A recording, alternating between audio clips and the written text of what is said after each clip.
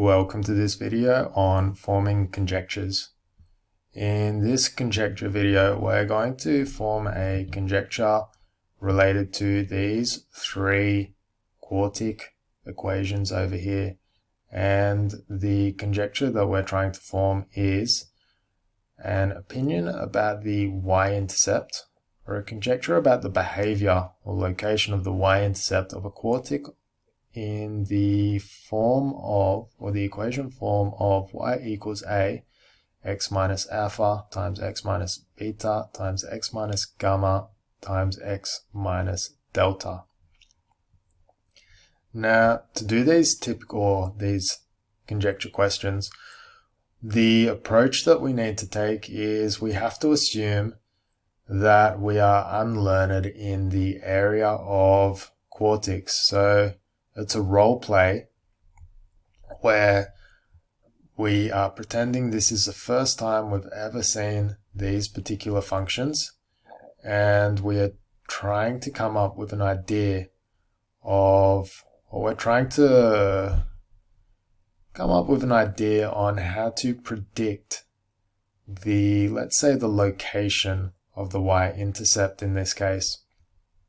Now, the question at hand, it tells us that we are to use digital technologies to graph these three equations here, and then we have to come up with a conjecture of the behavior of the y-intercept. Now, I've already jumped ahead and I've graphed them in Desmos. And the first one, the y equals 2, x minus 1, x plus 1, x minus 3, and x minus 2. Notice the location of the y-intercept. It is down here. So the y-intercept is at 0 and negative 12. Now the second one is wild. The y-intercept for this particular one is all the way down at negative 270. Or we could simply say it is definitely not 0. It is negative and not 0.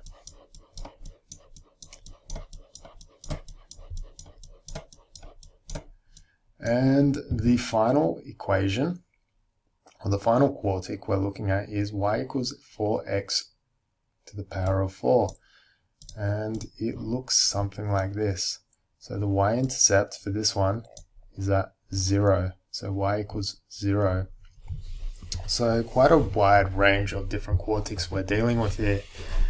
Now recall, the problem at hand is we want to find or come up with some form of conjecture about the y-intercept for a quartic of the form of alpha, or a times x minus alpha, x minus beta, x minus gamma, and x minus delta. And remember, we're doing a role play where we've never seen these particular quartics before. So let's first ask ourselves, what is the closest form to this model down here when comparing it to all of the other models up here? So it definitely doesn't look like this one. It's sort of like this one, but it's probably closest to the first one over here. Alright, cool. So let's go back and review the behavior of the first one. And the one in red is our target. And what we can see about the y-intercept is that it's negative, and it is at negative 12, so it's non-zero, it's negative. Alright. Now, the difference between, say, this red one and this blue one is the y-intercept on the blue one is a lot further away, but the blue one, it still is negative and non-zero. Again, noticing that these numbers with the x here, they're also non-zero. Now the final one, y equals 4x to the power of 4, its intercept is at 0. Y equals 0. Alright. What about the form? The form itself looks a little bit different to these guys, but we could also think of it as x minus 0 or x plus 0. And that doesn't actually change the shape of the equation. So what we can see is that the red line and the blue line, they have non-zero y-intercepts, and this green one has a 0 y-intercept. And the difference between this green equation, or this bottom one here, and these two here, is that there is a 0 hanging out in the brackets with the x if we change it ever so slightly. So the argument that I would put forward if I was doing this particular question is that the y-intercept of quartic equations, I would say that for, it should be a capital 4, for equations of the form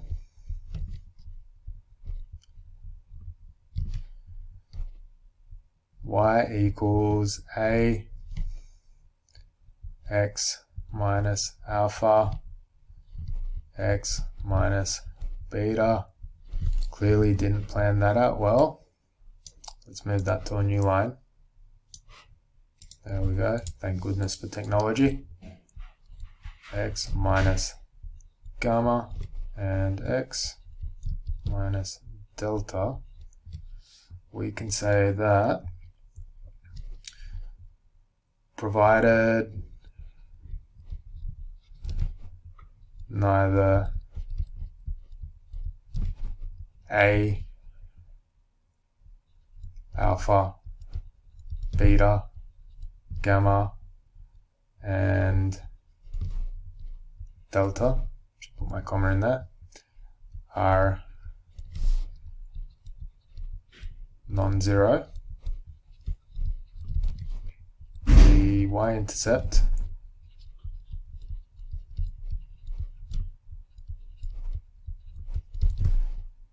will also be non-zero.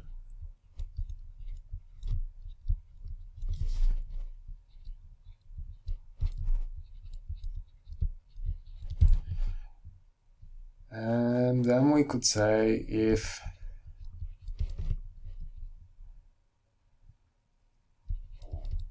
either, actually no, we'll say conversely. Conversely,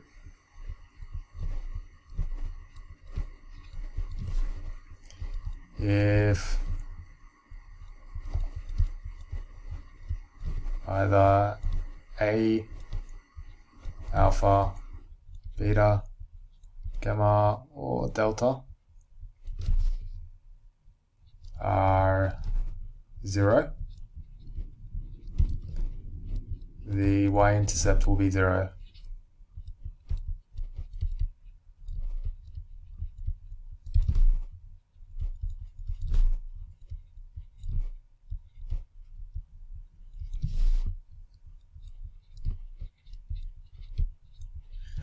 Awesome.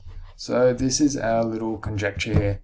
So remember, a conjecture is a mathematical statement that has not been rigorously proved. So it's not a theorem, it's just a statement of how you think a mathematical model behaves. Now the next part of the question is we have to prove our conjecture algebraically. So let's say, I'll write in purple, proving the conjecture.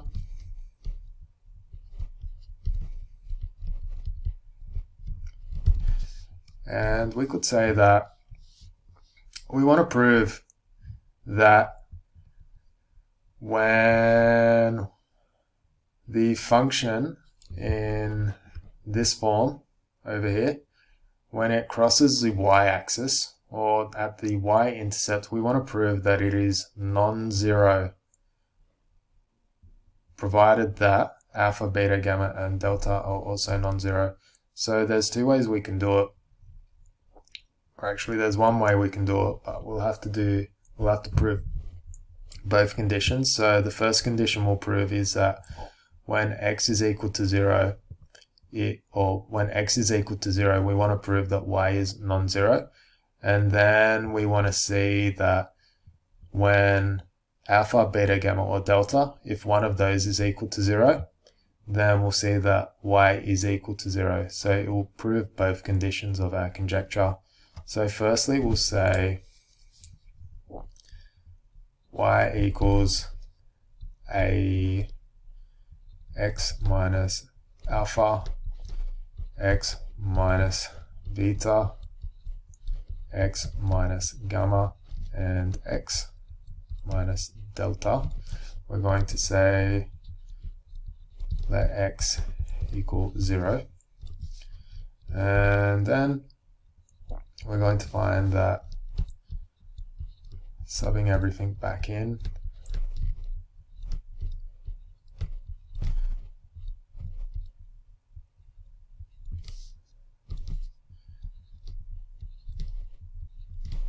oops, that looks like a 6, it should be a 0. Alright, there we go.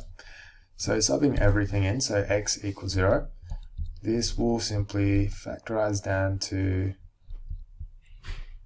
negative alpha times negative beta times negative delta, no, gamma times negative delta. And there's one more operation, so we can pull out all of these negatives, and because we've got 4 factors of negative 1, it will simply become positive. So it'll become alpha a times alpha times beta times delta times gamma times delta. So our y equals all of these. Now, provided that none of these factors here, or these variables, are equal to 0, then y cannot equal 0. So what we can say is, provided, can't spell, alpha, alpha, beta, gamma, and delta is not equal to 0,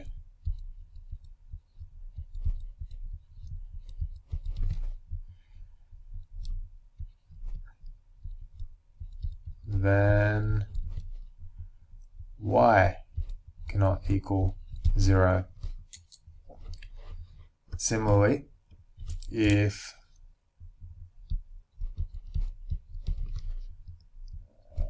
a or alpha or beta or gamma or delta equals 0. Actually, I'll write a more succinct way. That's horrible.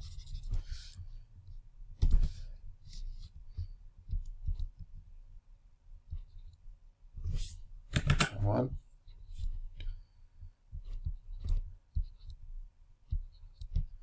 So if any of these guys equals 0, then y is going to equal 0. So what we can see is, proving algebraically, is that so long as none of these variables in here are equal to 0, then the value of y is going to be non-zero. If any of them are equal to 0, because they're all multiplied together, then the final value of y is going to be 0. So this is how I would, or this is the conjecture I would put forward for this particular conjecture question. Now, another thing you could possibly do is argue about whether the y-intercept would be negative or positive, but that would be sort of tricky. based on negative, negative, negative, negative. Because you've only got one equation of this form here, you could, because you've only got one equation of this form here, don't tell me.